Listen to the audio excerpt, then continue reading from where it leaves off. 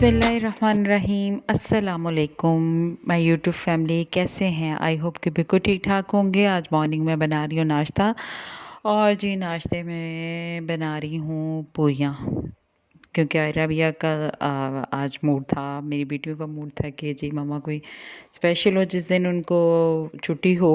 आज उनके पेपर्स जो उनसे ख़त्म हो गए हैं तो अब छुट्टियां ही छुट्टियां हैं तो उस हवाले से फिर मैंने कहा चलो आज इनको स्पेशल नाश्ता बना देती हूँ। उसके लिए 2 कप मैंने मैदा लिया और उसको मैंने स्टेन कर लिया। फिर उसके अंदर अजवाइन थोड़ी सी डाली और हाफ़ टी स्पून अजवाइन डाली, half tea spoon 1 tea spoon मैंने सॉल्ट ऐड किया और ऑयल मैंने 3 टेबलस्पून ऐड किया और उसके साथ मैंने 3 चम्मच दही के इसके अंदर डाल दी। दही डालने से पूरी जो सी वो ज़रा खस्ता-खस्ता सी और नरम सी बनती है। और फिर उसको हल्का-हल्का पानी डाल के तो उसको गूँध दिया। ना ज़्यादा आटा सख्त गूँधे, ना नरम ज़्यादा हो, नॉर्मल सा हो जिसमें पूरी जो सी ईज़िली बन जाए। और इसको कर फिर इसको तकरीबन 30 मिनट 20 मिनट तक इसको अच्छी तरह से गूँध लें कि आटा बिल्कुल यकजान हो जाए। और जी फिर इसको ढाँप के रखते हैं 30 मिनट्स मैक्सिमम। अगर आप 30 मिनट्स तो लाज़मी ढाँप के रखें और ताकि वो बिल्कुल सॉफ्ट हो जाए जैसा हो जाए। साथ-साथ मैं बना रही हूँ बेसन और अंडे का हलवा। पहले मैंने सोचा कि सूजी का हलवा बनाती हूँ, तो सूजी मैंने देखा तो वो नहीं थी, तो मैंने कहा चलो फिर यही बना लेती हूँ, जो चीज़ अवेलेबल हो वही बेस्ट है। तो फिर उसके लिए मैंने लिए 2 अदद अंडे और इसके अंदर मैंने 5 टेबलस्पून चीनी ऐड की और अच्छी तरह से बीट कर लिया। अगर आप पिसी हुई शुगर ऐड करना चाहते हैं तो वो भी अच्छी है, वो भी डाल सकते हैं। और लेकिन अंडे को जब बीट करते हैं तो चीनी अच्छी तरह मिक्स हो जाती है। तो उसको मैंने अच्छी तरह से 10 मिनट के लिए मैंने बीट किया और फिर उसको जब उसके ऊपर वाइट वाइट झाग आ जाए तो उसको फिर रख दें साइड पर।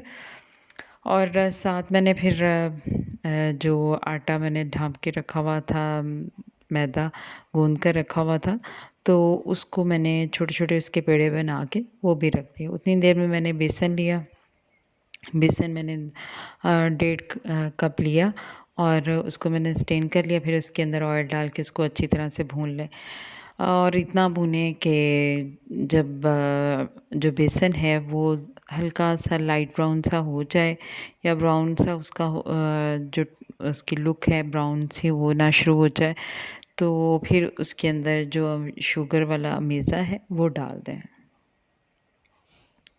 ये जी मैं इसको भूनती जा रही हूँ और तकरीबन उस वक़्त तक भूनती रहती हूँ। टाइम का तो यहाँ पे मेरे ख़्याल से 15 मिनट्स लग जाते हैं इसको भूनने के लिए और अच्छा ख़ासा इसको भूनें कि ये ना हो कि साथ लगना शुरू हो जाए, क्योंकि बेसन मोस्टली जल्दी से साथ लगना शुरू हो जाता है मैदे के साथ और वो जलना शुरू हो जाता है। तो आप इसको भूनते जाएँ तो आपको एक खुशबू भी प्यारी सी आनी शुरू हो जाएगी और साथ ही आपको पता चल जाएगा कि बेसन भुन चुका है। इसका कलर जौन-सा है वो काफ़ी हद तक चेंज हो जाता है। और फिर जो हमने अंडे और चीनी का मिक्सचर बना के रखा हुआ था, वो इसके अंदर एक ही साथ नहीं डालना बल्कि थोड़ा-थोड़ा करके एक हाथ से डालते जाएँ और दूसरे हाथ से उसको मिक्स करते जाएँ। और मिक्स करने के बाद आप इसको फिर 10 से 15 मिनट तक भूनें और जितना ज़्यादा ये बेसन भुन जाता है उतना ये हलवा बहुत मज़े का बनता है। आपने इस रेसिपी को ज़रूर ट्राई करना है, ये बहुत मज़े का बनता है और ऐसे जैसे एक किस्म की एक स्वीट डिश बहुत अमेजिंग होती है वो वाली डिश बन जाती है। इसके ऊपर आप जो चाहें नट्स डालें, जो मर्ज़ी चीज़ें आपके पास अवेलेबल हैं वो डालें, बादाम, पिस्ते, जो भी आपके पास आप चाहते हैं, जो खाते हैं वो डाल लें।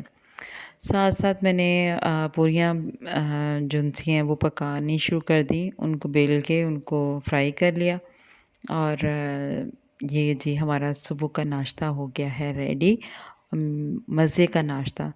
मोस्टली पूरियों के साथ चने बनाए जाते हैं, वाइट चने, बट चूँकि बच्चे तो ये चीज़ें नहीं खाते, तो जो बच्चे खाते हैं मैं मोस्टली वही बनाती हूँ। बच्चे बेसन का हलवा अंडे और बेसन का हलवा खा लेते हैं, साथ पूरी खा लेते हैं या सूजी का हलवा बना लेती हूँ।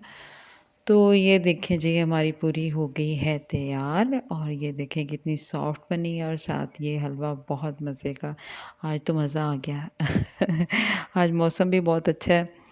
क्लाउड है और क्लाउड्स की वजह से हल्की-हल्की बारिश हो रही है, तो आज ये नाश्ता बहुत मज़े का बना है।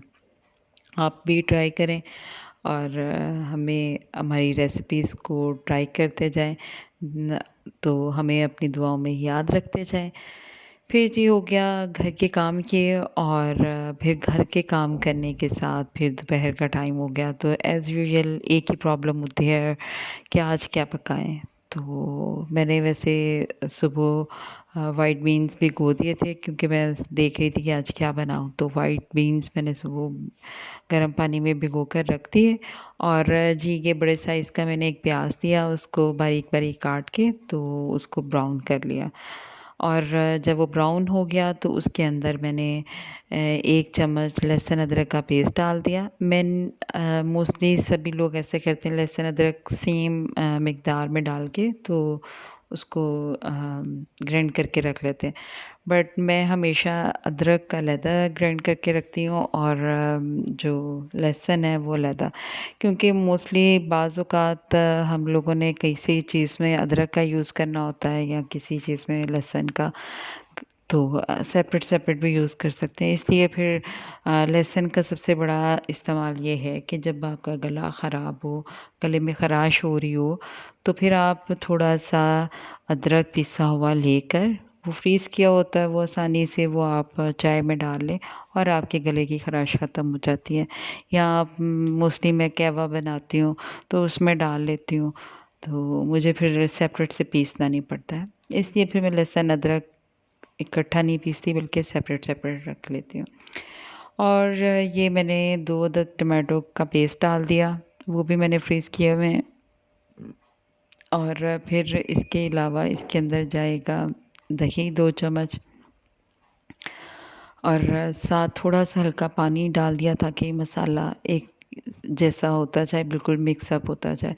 इसके अंदर मेरे पास 2 सुर्ख़ मिर्चें पड़ी हुई थीं, वो ऐड कर दी, नमक, मिर्च, कुटी हुई मिर्च डाली, हस्बे ज़ायक़ा जितनी आपको ज़रूरत होती है वो डाल लें और धनिया पाउडर और साथ गरम मसाला ऐड किया और थोड़ा-सा मैंने मेथी की सूखी मेथी जो पड़ी होती है वो मैंने डाल दी, मेथी का पाउडर वो ऐड कर दिया।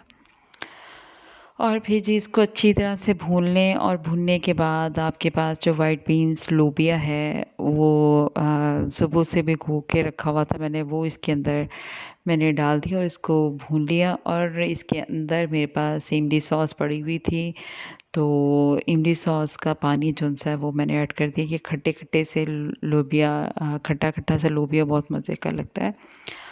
और जी फिर इसके अंदर 1 कप पानी ऐड करके तो मैंने इसको तकरीबन 5 मिनट के लिए मैंने इसको रख दिया दम पे क्योंकि ये काफ़ी पहले ही सॉफ्ट हो चुका था लोबिया। अगर ये ज़्यादा हम पकाएँ प्रेशर कुकर लगा दें तो ये हलवा सा बन जाता है और बहुत जल्दी ये पक जाता है।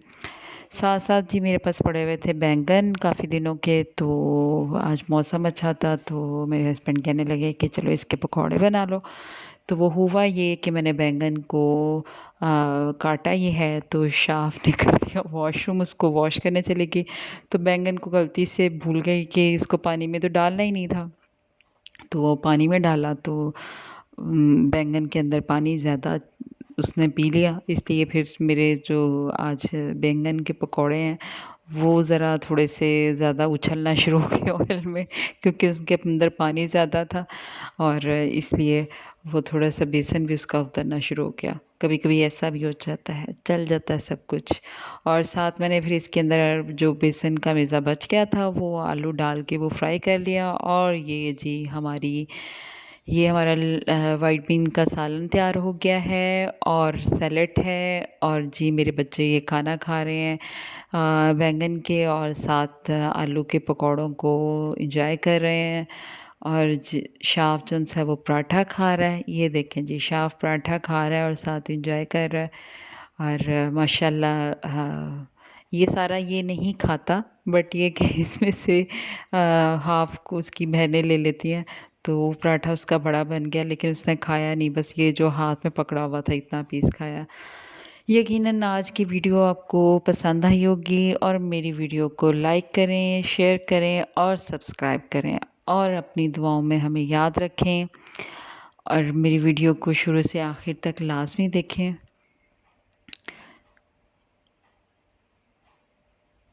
ये जी, साथ मैंने इमली और खुबानी की सॉस भी रख दी है, साथ सैलेड काट लिया। और आजकल हमारे पास कम्युनिटी में हमारी में फ्रेश फ्लावर्स होते हैं, तो वो रोज़ाना ही कोई ना कोई प्लग करके ले आता है, तो वो फिर मैं डाइनिंग टेबल पर रख देती हूँ। तो उसकी खुशबू से सारा घर जो है वो महक जाता है, तो बहुत मज़ा आता है। आजकल वैसे भी फ्लावर्स जो हैं वो मेरी जान है, उनको जब मैं देखती हूँ तो मेरा दिल करता है कि बस ये सारे फ्लावर्स मैं अपने घर में सजा लूँ। तो डाइनिंग टेबल पे मैं इसको रखती हूँ, तो मुझे बहुत अच्छा लगता है। ओके जी, अपनी दुआ में याद रखिएगा। अल्लाह हाफ़िज़।